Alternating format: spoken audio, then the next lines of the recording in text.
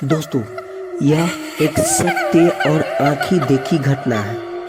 हमारा गांव गोंडा जिला में पड़ता है।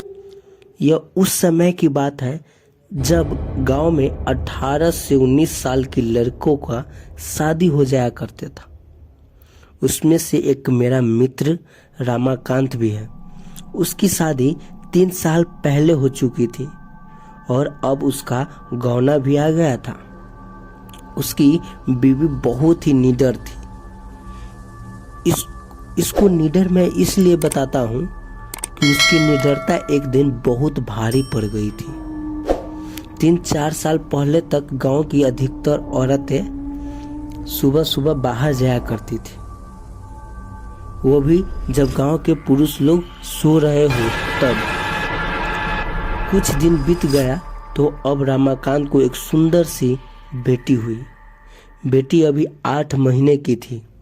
उस समय उसकी बीवी सुबह सुबह अकेले उठकर चली गई। वह अपने सासू और जेठानी को भी नहीं जगाया, क्योंकि वह तो बहुत निडर थी। लेकिन उस समय वह ना तो हाथ में चाकू और ना ही माचिस लिया। जिस घर को बच्चा पैदा होता है उसके 1 साल तक उस घर की औरत को बाहर अकेले नहीं भेजा जाता, वह भी सुबह सुबह बिना किसी को साथ लिए, क्योंकि उस औरत पे भूत प्रेत इन लोगों का शायद जल्दी पड़ता है। लेकिन वह अकेले गई थी तभी वहाँ बेल का पेड़ लगा था।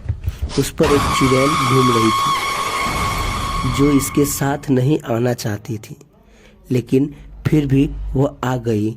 जब रामाकांत की औरत खेत से आई तो लोटा फेंककर पलंग पर बैठकर गाना गाने लगी। बगल में ही खाट पर लेटी हुई उसकी बच्ची जोर जोर से रोने लगी, लेकिन वह तो गाने में व्यस्त थी इसलिए उसे सुनाई नहीं दिया। इतना देखकर रामाकांत चिल्लाने लगा कि बेटी को उठाओ, क्या तुम्हें सुनाई नहीं दे रहा कि वो रो रही है? फिर भी बीवी ने जवाब दिया। तब तक रामाकांत की भाभी आ गई और वह समझ गई कि यह कौन है, और रामाकांत को इशारा किया कि जाओ दादाजी को बुला लाओ।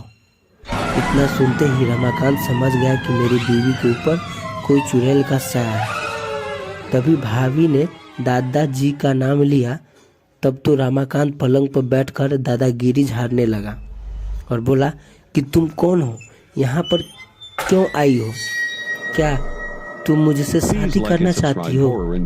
तब तक गांव की कुछ औरतें और पुरुष मजा लेने के लिए इकट्ठा हो गया। चुड़ैल ने कहा कि मुझ में तुम्हें क्यों दिलचस्पी हो रही है?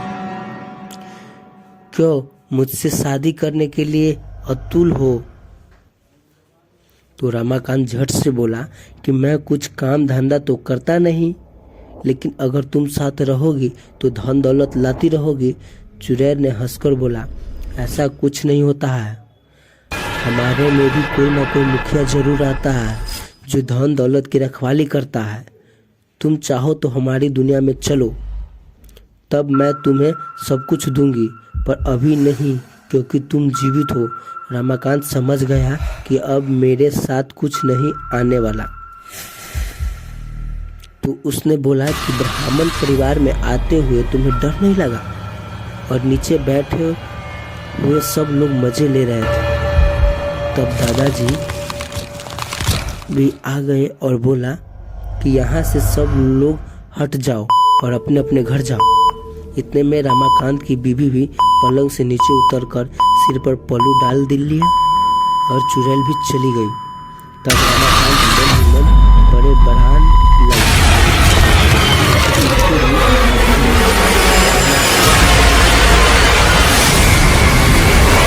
रामाकांत की बीवी पलंग से नीचे उतरकर सिर पर पल्लू डाल दिया और चुड़ैल भी चली गई। तब रामाकांत मन ही मन बड़बड़ाने लगा। थोड़ी देर बाद आते तो क्या पता मैं भी माला माल हो जाता।